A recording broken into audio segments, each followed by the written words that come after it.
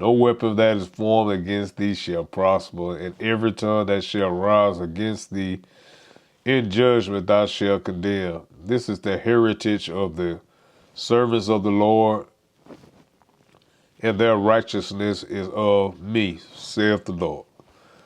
So, yeah, man, I just wanted to talk about that today. About don't let bad news hinder you from where you want to be. Put it that way.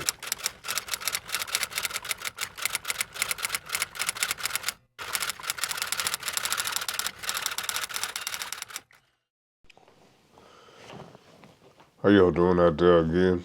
Freddie Calls and checking in. Hope everything's going well with everybody as always. Everybody on up and up. You see the title. Today I was just, I had on my mind, how people let, per se bad news, as they say, really get to them. It makes me think about, I thought about the story in the Bible. This was where, in the book of Numbers, 12,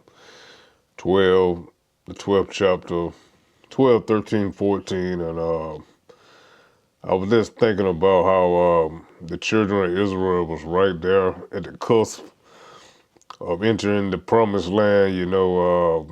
It starts off, Moses sent spies to spy the land. And in the beginning, when the report got back and, they, all the, they, they were discussing how the land was as the Lord had said it, land that flow with milk and honey, and but with bad news, especially if you come on the news and hear things, you just waiting on it. They start off easy in with the good stuff, then next thing you know, the bad stuff coming, and you know how news, especially bad news, it sometimes. How would I would say, how it does people, when they hear things, it can almost paralyze their thinking for the time being, especially, when they hear all the good stuff, then they hear something bad, it just, all the good stuff, people end up kind of forgetting about because of the bad news. I kind of sometimes think it's by design that, news, well, that's pretty much how they make their money off of bad news versus, the good news. But it has brought me to this story, they were just about, heard all the good of the land, but from them bad spies, he sent 12, but 10 of them, they had what the Bible say. If you read, said it was an evil report. They brought back an evil report when they started talking about all the people and how they compare it to the people of the land. But and it got all the congregation of Israel discombobulated, and like I said, it started. That's just like news today, You hear all the good stuff, then on the bad stuff, it just like it. I don't know, X's out all the good stuff. And when people are fearful, they scared to do anything, and sometimes, like in this story, they would go against their leaders. And these was good leaders who had led them, and the God did so many miracles through these leaders, Moses and Aaron. So, but that bad news is pretty much, and like I said, it took over all the good that God had did for them and how they had defeated people. But when it got to here, they were almost there. But because of that bad news, or as in the 13 and 32, that those other ones say, I'm gonna read this one. It say, and they brought up an evil report of the land which they had searched unto the children of Israel, saying, the land through which we have gone to search it, it is a land that eateth up the inhabitants thereof, and all the people that we saw in it are men of great stature. And so that's what, you know, caused the children of Israel to go in a panic, I would say. And that 14th chapter, it talks about that's when they really got off, and they talked bad about Moses and Aaron, the ones who had brought them out of Egypt, who they saw the miracles that God did for them, and God wanted to do more for them, but they kept testing God. If you keep reading on down in the scripture, you know, it'll tell you they won't even try to go back to Egypt, set up their own captive. But Joshua and Caleb, part of those spies, you know, they were like, no, don't do that. You know, and I'm gonna read this. I'm in the 14th chapter of Numbers, and it said that, and Joshua the son of Nun and Caleb the son of Jephunneh, I think that's how you say it, which were of them that searched the land, rent their clothes, and they spake unto, excuse me, all the company of the children of Israel, saying, the land which we passed through to search it is an exceedingly good land. If the Lord, that's a key word, if the Lord delight in us, then he will bring us into the land and give it to us, a land which flows with milk and honey. 9th verse. Only rebel not ye against the Lord, neither fear ye the people of the land, for they are bread for us. Their defense is aparted from them, and the Lord is with us. Fear them not. So, you know, these two faithful guys was trying to get them back, you know, and trying to make them remember, really, if you think about it, because like I said, they had been seeing all the miracles of them, and but they didn't have none of that. Got to the point where they wanted to get them, the children of Israel, get their own people.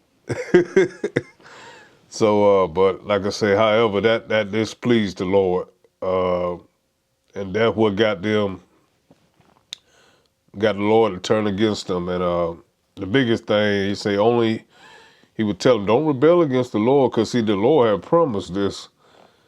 And like I said, but because of bad news, it had consumed them, and and fear came in it. That's why we know the scriptures, for God has not given us the spirit of fear, but of love, and but of power and of a sound mind. That's what God gives. Fear, like I said, paralyzes you, you know. And but that all came for some news, some bad news, or evil report, as the Bible was saying, and they just that stopped them, you know. Had them in the, eventually, you know, the Lord just said no, and they had to go back. Don't want to ever go back, you know. You don't want to ever. If they would have just did that, stayed with what God had already done for them, you know, and not let the bad news deter them, you know, they could have had that blessing. You know, everybody could have had a taste of it, but for the original people, you know, only Joshua and Caleb made it into that promised land. So I say this to say this: don't let bad news paralyze you and hurt you and mess up your judgment. Uh, Always take your whatever news it is, you know, the good and the bad, good news and the bad news. Be thankful to God with the good, and if it's bad news, you still take it to God, because and ultimately He's the one that can bring you through all the obstacles and things that come with bad news. We can take anything unto the Lord because He's able to handle whatever it is. And with rebellion, you know, only rebel not ye against the Lord. You don't want to rebel against the Lord. Rebellion is just as Samuel told Saul in 1 Samuel 15 and 23. Because Saul had a mission and he didn't do it, and Samuel told him about rebellion. For rebellion is as the sin of witchcraft, and stubbornness is as iniquity and idolatry.